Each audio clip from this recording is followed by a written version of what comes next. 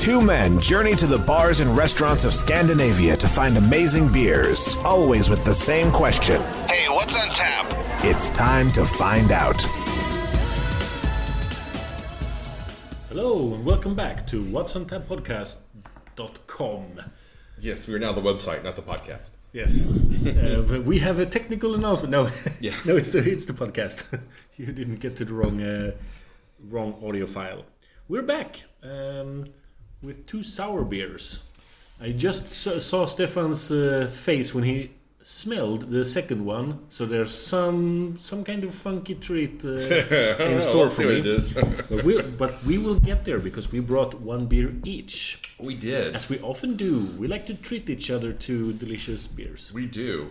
Sometimes they're not as delicious. Sometimes they are not as delicious as other times. And so yeah, we have one Swedish beer and another Italian beer that came highly recommended from my trips abroad. Nice. And the Italian grape, what do they call them? Grape wine beers are extremely popular because they have a lot of grapes and grape byproducts and things. So you see a lot of grape wine beers or whatever they're called are becoming real popular because you see breweries like Caitelbrado and I think Ventaforte does some, and you're just seeing it more and more as a beer style popping up. And what was it, Love Beer?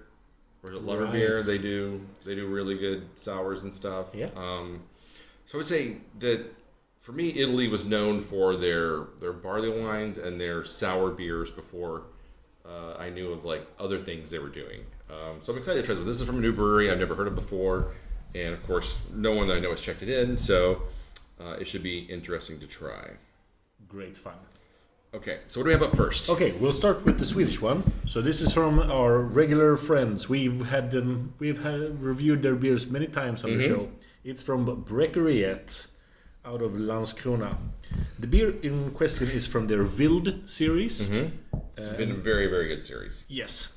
Some of their best beers come out of it, I would say. Yeah, and price-wise, very, very affordable beers. Yes. For the quality that you're getting. So this one is named Schätta. Okay. Schätta. And it is a natural beer aged in red wine barrels for 16 months, then dry hop with Mosaic. The beer is brewed together with Richard Norelius at Skövde Ölverk, one of the winners in our homebrew competition held in 2000. And then the label says, it looks like it could be 2018 or 13 or 15. I think it's probably 18. It's not 2011. No. And one is, it's some kind of number that takes a lot of ink. Yes. Um, Well, I didn't even know they had a homebrew contest. I didn't know that. So that's exciting to know. Yeah, so that It could be 2019 actually. I would say either 18 or 19. But yeah, this 19. Yes. This is a 9% ABV beer. It's blend number 42. Why not? And it was bottled in February of 2021. Best before February of 2031. Oh, wow. So We are well within that limit. oh yes, yes we are. Um, The color is kind of a nice, I would say, apricot-y kind of color. It looks almost transparent. it looks clean. It looks kind of what you expect from a sour beer. It's got a little light residual foam ring on top, which is always nice to see from a sour beer. And I think it smells really, really good. Just because you said apricot, the second I smelled it, I got some apricot notes from it. But it's mostly red wine and wood tannins in the aroma. Yeah, very much so. It is promising. I think this will be one of those beers where we really like our glasses, and then at the end we will say, but I couldn't drink an entire bottle. That's very possible. Maybe. Let's do this. Let's try this out. Cheers.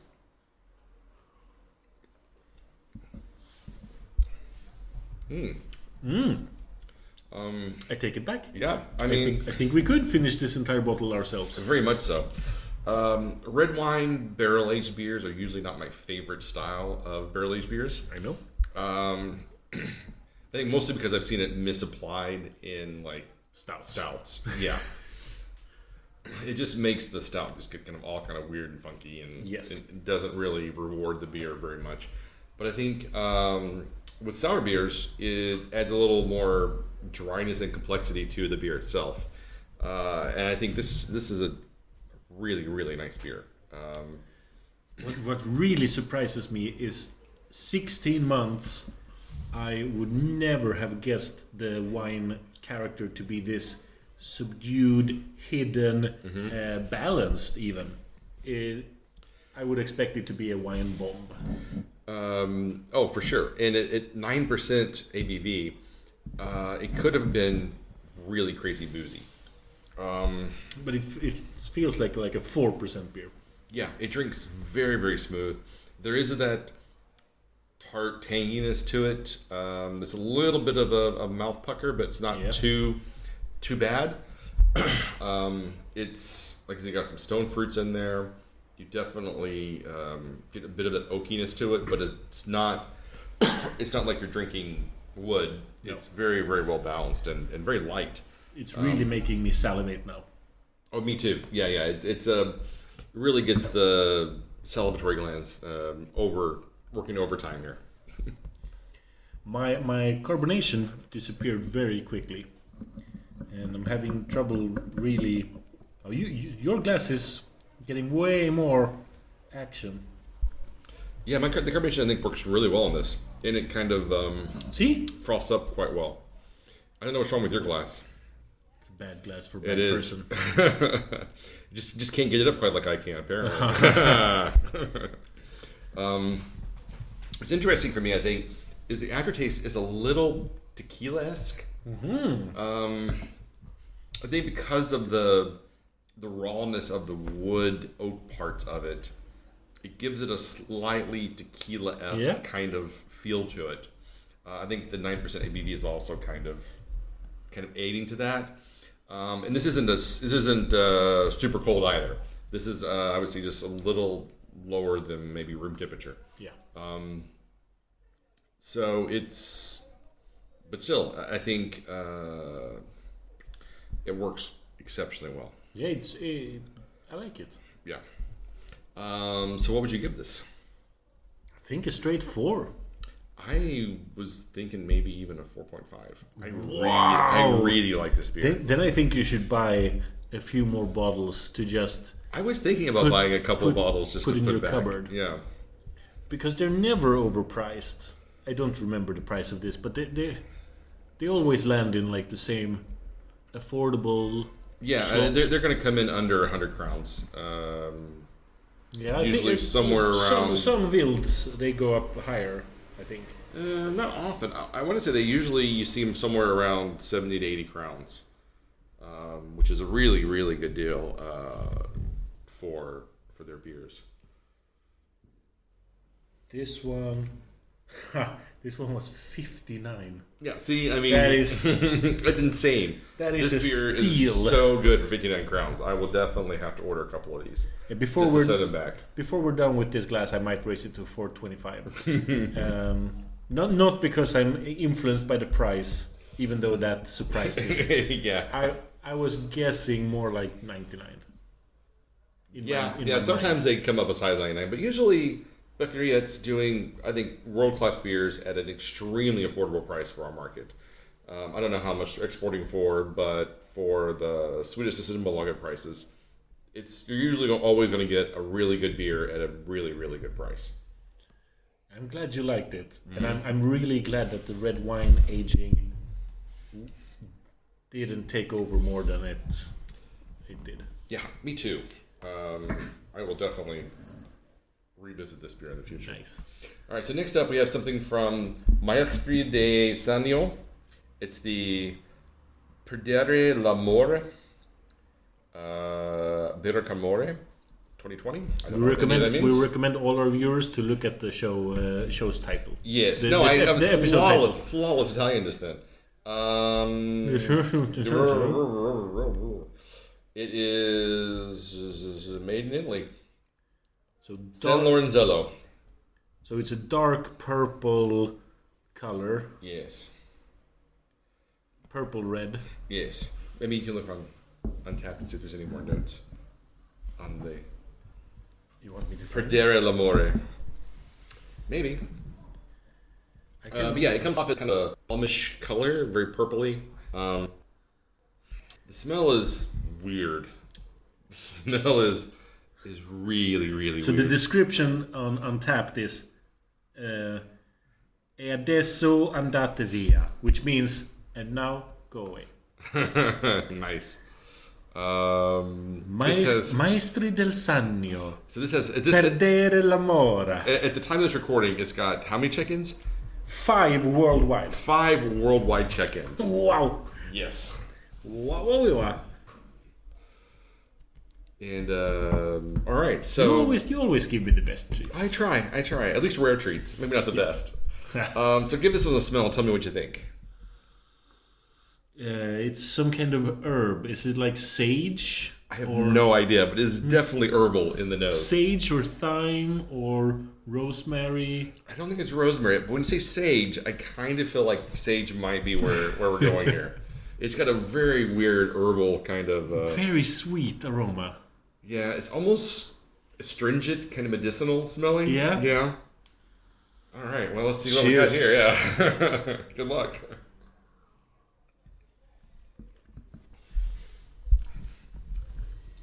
Well, fortunately, it drinks better than it smells. Yeah. The thick mouthfeel with a lot of...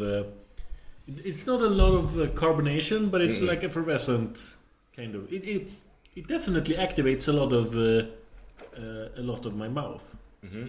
But now the glass looks completely flat. Yeah. It's weird because there is a carbonated bit to it. Yes. But when you look at it in the glass and you like agitate it to try to get the carbonation to come back, just absolutely nothing happens. But it does have this kind of like cassis almost aftertaste to it. Yeah. Or some kind of berry. I wish I knew more about what was going on in the bottle here because and even on the back it doesn't. It kind of tastes like the twigs of a cassis bush. Not the berries themselves, but the what's the word? I almost said vegetable, but that's absolutely not what I mean. The vegetation flavor of a twig. So if you're using like the leaves and the stems to make something, like when they make what's the wine? There's a Greek wine where they don't use the grapes; they use the grape leaves and stems. Rizzina or something like that. It's a type of wine. Or it's not grappa, but there's another like hard liqueur where you use the stems and the leftover parts of the grape to make a liqueur of some sort, but I can't remember what it's called either. Yeah, I don't know the flavor references you're saying now. I do know that I don't like grappa. I've given grappa a lot of chances, even high-end grappa. It's not the drink for me. A lot of people don't like grappa or sambuca. I haven't had sambuca in ages. Well, sambuca is basically like just licorice. Well, maybe I think grappa is. No, grappa isn't licorice. No. I think grappa is the liquor that uses the leaves and the twigs and the stems and everything that's left over from the grape to make the liqueur, and it is an acquired taste. I will give you that. But I've tried to acquire it. Yeah. I mean, sometimes you're just kind of like, I've had this 5 times, and I don't think I need to have it again. When you really want to give a beverage a chance, you need to try higher end. Mm-hmm. And with certain others, like tequila, for me, a long time was a no drink. I wouldn't want to drink it. And then I tried higher end tequilas, and I was blown away. Yeah, tequilas really are like wow. They're just amazing to drink. They are sippers to compete with any whiskey. Mm-hmm. Oh yeah, for sure. I love tequila. But the cheap tequila is just like rot gut that just tastes disgusting. I think same thing for me with rum. Low end rum is just for me undrinkable. But when you get out of the pina colada area of rum and get into something again that's like a high end barrel aged sipping rum, then it becomes quite the pleasant experience. Yeah. But this beer is weird, but kind of fun. Yeah.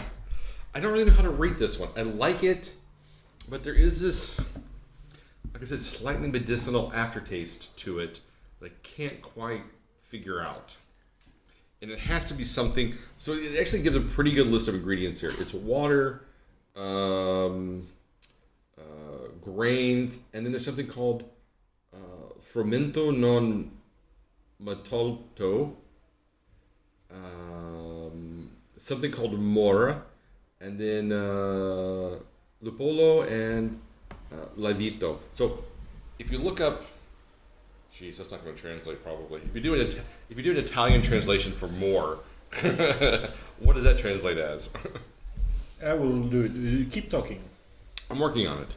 And then so maybe that's the secret to blackberries. Ah, okay. So it's a blackberry style beer. I figured there was something going on there, some sort of berry flavor. But I would have never picked blackberries. No, because it's not. Usually, when you have blackberry beers, they're super tart, and super much darker in color and nature than this. Yeah.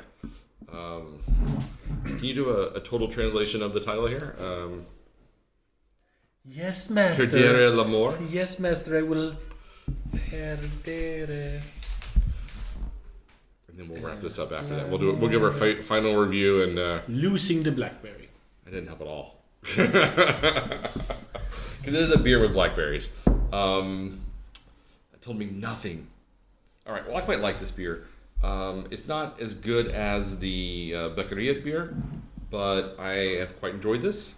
Yeah. I will give it a 4, I think. I'm at the weakest 4 in a long time, but it sticks to a 4. I'm kind of there with you. It's too weird. Mm-hmm. The highs, the good parts of this is 4.25, and the bad parts are like 3. Yeah. So that I'll give it a 4. I think it's easy to drink. It's very smooth, but the aftertaste, like I said, has this weird kind of medicinal notes that have coated my tongue. But I can't quite figure out what it is. That's kind of throwing me off a lot. Yeah. But I definitely enjoyed it, and I definitely am glad I tried it, and would definitely try more from Maestri del Sannio. Yeah. Yes. So yeah, 4-4 on this one, not bad. You can find us online at what'sontappodcast.com, Instagram, Facebook, Spotify, YouTube, and wherever you find fine quality podcasts. Till next time. Keep drinking, you dum-dums.